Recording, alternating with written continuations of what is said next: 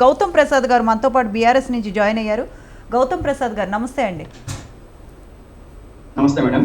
అంటే స్థానిక సంస్థల్లో గెలిపే అజెండాపై కవిత గారు ధర్నా చేస్తున్నారా బీసీల రిజర్వేషన్ పై?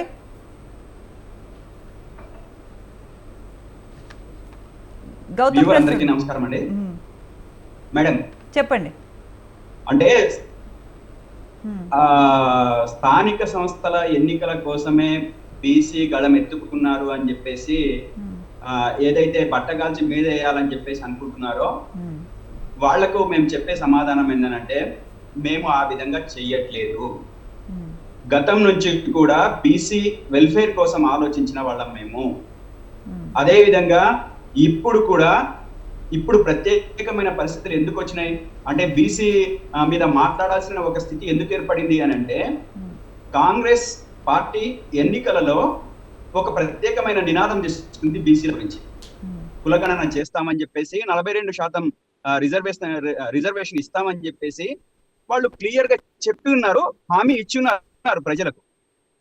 కాబట్టి ఇది ఆలస్యం అవుతుంది కాబట్టి స్థానిక సంస్థల ఎన్నికలు దగ్గరకు వస్తున్నాయి కాబట్టి మీరు ఇంకా ప్రాసెస్ చేయకపోవడం ఏంటి దానికోసమే మేము ఈ రోజు మాట్లాడుతూ ధర్నాలు చేయటం కానీ క్వశ్చన్ చేయటం కానీ చేస్తున్నాం. కానీ ఇది కూడా చేయొద్దు, ఈ సందర్భంగా కూడా చేయొద్దు అని చెప్పేసి మాట్లాడే వాళ్ళకి మనం ఏం సమాధానం చెప్పాలి? ఎందుకు చెప్పాలి? అంటే ఇమేజ్ కోసం చేయటమో లేకపోతే ఇంకో దాని కోసం చేయటమో కాదు కదా. ఇప్పుడు స్థానిక సంస్థల దాకా అంటే మేము ఎన్నికల దాకా అంటే మేము 42% అమలు చేస్తామని చెప్పేసి చెప్పారు. అది ఎన్నికల హామీ. ఆ హామీని అమలు చేయమని చెప్పేసి అనడం ఎన్నికలకు ముందు అనడం తప్ప. అది విద్యావంతులు మేధావులు లాంటి వాళ్ళు కూడా ఇంకా దీన్ని ప్రాసెస్ ని ఇంకా స్పీడ్ చేయడానికి ఉపయోగపడుతుంది అని చెప్పేసి మాట్లాడాలి. కానీ ఈ ఎలిజిబిలిటీ ఉన్న వాళ్ళు చేస్తే క్రైటీరియా ఉంటది, ఎలిజిబిలిటీ లేకపోతే లేకపోతే వాళ్ళు చేసినంత మాత్రాన దాంతో ఏం కాదు, లేకపోతే ఎన్నికల కోసమే లేకపోతే ఇప్పుడు కాంగ్రెస్ గవర్నమెంట్ చేస్తే ఆ క్రెడిబిలిటీని తీసుకోవడం కోసమే ఇది ఈ మాయమైన అర్థం ఉందా మేడం? నేను అడుగుతుంది అంటే కాంగ్రెస్ పార్టీ రీసెంట్ గా ఎన్ని 1 ఇయర్ కదా అయింది, 1 ఇయర్ 1 మంతే కదా. మరి 1 ఇయర్ 1 మంత్ ముందే కదా వాళ్ళు మేము రాగానే కులగణన చేస్తామని చెప్పింది, స్థానిక సంస్థల దాకా ఇస్తామని చెప్పింది కూడా అప్పుడే కదా. మేము దానికి మించి అడుగుతున్నామా? మేము దానికి మించి డిమాండ్ చేస్తున్నామా? అంటే గౌతమ్ ప్రసాద్ గారు సమగ్ర సర్వే ఇప్పుడే జరిగింది, ఆడిట్ కోసం వెయిట్ చేస్తూ ఉన్నారు అంటే ఇంకా అమలు చేయడానికి టైం ఉంది కదా, ఇప్పుడే ఎందుకు ధర్నాలు అనేసి? వాళ్ళు చెయ్యినప్పుడు కదా మీరు ధర్నాలు చేయాలి. ధర్నాలు చేయటం తప్పేమీ కాదు. అంటే ఇక్కడ ఏమంటున్నారంటే అధికారం లేకపోతే అంతా రాజకీయ కోణంలోనే చూస్తారా అన్న విమర్శలు కూడా ఎక్కువ వినపడుతూ ఉన్నాయండి. మేడం మీరు ఒక విషయం మేము అంటుంది ఏంటంటే వాళ్ళు స్థానిక సంస్థల దాకా అంటే మేము ఖచ్చితంగా రిజర్వేషన్ ని అమలు చేస్తాము, అప్పటిదాకా కులగణన కంప్లీట్ చేస్తాము, 42% రిజర్వేషన్ కల్పిస్తామని కదా వాళ్ళు ఇచ్చిన హామీ. మరి ఇంకా వాళ్ళు చెప్తున్న దాని ప్రకారం అన్నారు డిసెంబర్ లో రాలేదు, జనవరి అన్నారు, జనవరిలో కూడా వస్తుందో రాదో తెలియదు, ఫిబ్రవరి, మరి ఇక ఈ సంవత్సరం అంతా గడపాలన్నారో ఏమో తెలియదు. మేము స్థానిక సంస్థల వాళ్ళు ఎప్పుడు పెట్టినా దానికి ముందు చేసి రిజర్వేషన్ ని ప్రకటించమనే డిమాండ్ కోసం మేము చేస్తున్నాము. అది తప్పేలా అవుతుంది? ఒక రాజకీయ పార్టీగా ఈ రోజు ప్రధాన ప్రతిపక్షంగా ఈ రోజు రాష్ట్రంలో ఉన్నాము, దానికి బాధ్యతంగా మేము ప్రశ్నిస్తున్నాము. అదే విధంగా బాధ్యత లేకుండా ప్రశ్నించట్లేదు. మేము బాధ్యతాయుతమైన స్థానంలో ఉన్నాము, బాధ్యతగా ప్రశ్నిస్తున్నాము. వాళ్ళు కనుక ఖచ్చితంగా మొన్న ఎలక్షన్స్ లో వాళ్ళు అటువంటి హామీ ఇవ్వకపోతే మేము ఈ విషయాన్ని తీసుకొచ్చి రచ్చ చేస్తే అప్పుడు మీరు తప్పు పట్టాలి. మేము ఆ పని చేయలేదు. మేము ఖచ్చితంగా 1.5 ఇయర్ అయింది వచ్చి గవర్నమెంట్. అంటే మీరు గౌతమ్ ప్రసాద్ గారు మీరు ఎలా మాట్లాడుతున్నారంటే వాళ్ళు హామీ ఇచ్చారు, వాళ్ళు అమలు చేయాలి, మేము ఇవ్వలేదు, అమలు చేయకపోయినా పర్వాలేదు, అంతేనా అండి? రైట్, ఒకసారి మీతో నగేష్ గారు మాట్లాడతారంట. మేడం ఆగండి. ఇవ్వాలి ఇవ్వద్దు కాదు మేడం, ఇస్తాం అని చెప్పిన తర్వాత అమలు చేయాలని కోరొద్దా? కోరండి. Very nice. ఇప్పుడు ఇస్తాము అన్న అమలు చేయాలని కోరద్దా? చెప్పు నగేష్. అన్న వెరీ నైస్. ఇప్పుడు మీరు అపోజిషన్లో ఉన్నారు, బాధ్యత గల అపోజిషన్ లాగా మీరు వ్యవహరిస్తున్నారు. Very nice, very true. కానీ అన్న అపోజిషన్లో ఉన్నప్పుడు మీకు ఇది ఈ మాత్రమైన అంటే తెలిసి ఉండాలన్నది నాకు ఏంటంటే 40% కాంగ్రెస్ గవర్నమెంట్ కమిట్ చేసింది కాబట్టి మీరు 40% అన్ని వేలాడుతున్నారు కాంగ్రెస్ గవర్నమెంట్ వెనకాల, ఎందుకు చేయదు అని. Very nice.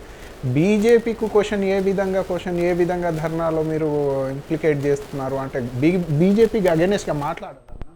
నేతలు అంటే చట్టపరంగా అయితే ఈ 40% రిజర్వేషన్ గవర్నమెంట్ కెన్ ట్రై, కానీ దానికి తీసుకెళ్ళి మళ్ళీ సుప్రీంకోర్టులో ఛాలెంజ్ చేస్తే అది మళ్ళీ వేరే మండల్ కమిషన్ని బేస్ చేసుకొని అది క్వాష్ చేస్తుంది.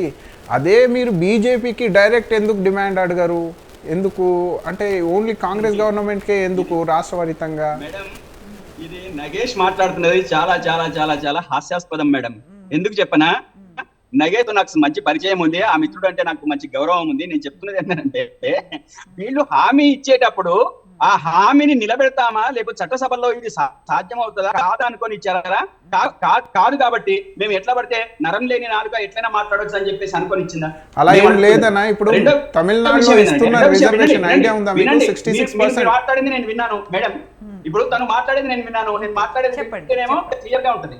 చెప్పండి. ఏమంటున్నానంటే ఇప్పుడు చట్టసభల్లో సెంట్రల్ గవర్నమెంట్ తీసుకొస్తేనే దీనికి అమలు సాధ్యం అవుతుంది, లేకపోతే కాదు మేము ఇచ్చాము కాబట్టి మీరు అడుగుతున్నారు కదా అని మీరు బీజేపీని ఎందుకు అడగారు అంటానంటే, బీజేపీకి వాట్ ఈస్ వాట్ అనేది క్లియర్ గా తెలుసు కాబట్టి వాళ్ళు హామీ లేకపోతే చేస్తామని చెప్పేసి దాట వేసినప్పుడు ఏదో ఇచ్చారు. నేనేమంటున్నానంటే మీరు క్లియర్ కట్ బీసీ డిక్లరేషన్ అని పెట్టారు మేడం. అదైతే కాంగ్రెస్ పార్టీ వాళ్ళు బీసీ కామారెడ్డిలో బీసీ డిక్లరేషన్ అని చెప్పేసి పెట్టి దాంట్లో అనౌన్స్ చేసింది. నేను రెండో విషయం ఏం చెప్తున్నాను, సేమ్ ఇదే విషయాన్ని ఇంకో విషయం చెప్తాను. నేను కౌలు రైతులకు రైతు బంధు చెప్పేసి వీళ్ళు చేసిన రాద్ధాంతం తక్కువది కాదు కదా మేడం. రైతు బంధు కౌలు రైతులకు ఇవ్వాల్సిందే. అదే విధంగా 5,000 ఏం సరిపోతాయి, 10,000 ఇవ్వాల్సిందే అని చెప్పేసి పెద్ద ఎత్తున రాద్ధాంతం చేశారు కదా. వాట్ ఈస్ ప్రాక్టికాలిటీ అనేది గవర్నమెంట్ లోకి వచ్చిన తర్వాత బాగా ఉన్న తర్వాత అప్పచించే విధానం వేరుంటది. అక్కడ ఏం ఫెసిలిటీస్ ఉన్నాయి, ఏ ప్రాబ్లమ్స్ ఉన్నాయి, ఏం ప్రాబ్లమ్స్ ఉంటే మనకి దాన్ని ఎట్లా సార్ట్ అవుట్ చేసుకొని ముందుకెళ్ళాలి అనేది ఒక బాధ్యతాయుతమైన స్థానంలో ఉన్నప్పుడు మాత్రమే అర్థమవుతుంది. ఈ రోజు కౌలు రైతులకు ఎందుకు ఇవ్వట్లేదు రైతు బంధు అంటే టెక్నికాలిటీస్ ఉన్నాయి. అక్కడ ఒక రైతుని ఒక కౌలు రైతుని మనము అర్థం చేసుకునేటప్పుడు అండర్స్టాండ్ చేసుకుంటున్నప్పుడు వాళ్ళ మధ్య ఉన్న సమయం ఏంటనేది మనం అనుకుంటా. ఈరోజు బీసీ కులగణన విషయంకి వచ్చేటప్పటికంటే మేము ఇచ్చాము కాబట్టి మీరు అడుగుతున్నారా అని చెప్పేసి ఆ ప్రశ్నలో ఏమైనా అర్థం ఉందా మీరు చెప్పండి. వాళ్ళు ఇచ్చారు కాబట్టి మేము అడుగుతున్నాము, ప్రజలకు అవసరం కాబట్టి మీరు వచ్చి ఇచ్చారు. అన్నగారు రిజర్వేషన్ అంటే ఏంటి మీ దృష్టిలో? రిజర్వేషన్ అంటే ఏంటి? రిజర్వేషన్ టాపిక్ మనము నగేష్ రిజర్వ్ అనే టాపిక్ మనం దాని మీద ప్రత్యేకంగా స్వతంత్ర టీవీ వాళ్ళకి అడిగి మనం ప్రత్యేకంగా మళ్ళీ పెట్టించుకున్నాం. రిజర్వేషన్ డిక్లేర్ చేసింది 60% సబ్జెక్ట్ అదే. నగేష్ మీరు సమస్య నుంచి కాదు సమస్య నుంచి మీరు పారిపోదలుచుకుంటేనేమో పారిపోండి, మాకు సంబంధం లేదు. ఎవరన్నా సమస్యని అమలు చేయాలనుకుంటే చేస్తాము ఇట్లా చేస్తాము అని చెప్పి గౌతమ్ మేడం వాళ్ళు కరెక్ట్ గా సత్యం గారు మాట్లాడే ముందు ఒక్క నిమిషం మేడం, హాఫ్ మినిట్ ఇవ్వండి మేడం ప్లీజ్. నేను ఎందుకు చెప్తున్నానంటే వీళ్ళు సేమ్ మేము ప్రభుత్వంలోకి రాగానే వీళ్ళ హామీలన్నీ ఎట్లున్నాయి అనేది చెప్తున్నాను నేను. మేము ప్రభుత్వంలోకి రాగానే 9వ తారీఖు రైతులకు 2 లక్షల రూపాయలు మేము ఇస్తాము అని చెప్పేసి మాట్లాడిన వీళ్ళు మీకు 2 లక్షలు లేకపోతే మీరు వెంటనే తీసుకొచ్చుకోండి, ఇప్పుడే బ్యాంకులకు వెళ్ళాలని వీళ్ళు అన్న వాళ్ళ తర్వాత మేము అడగడం తప్పవుతుంది. అదే ప్రజలకి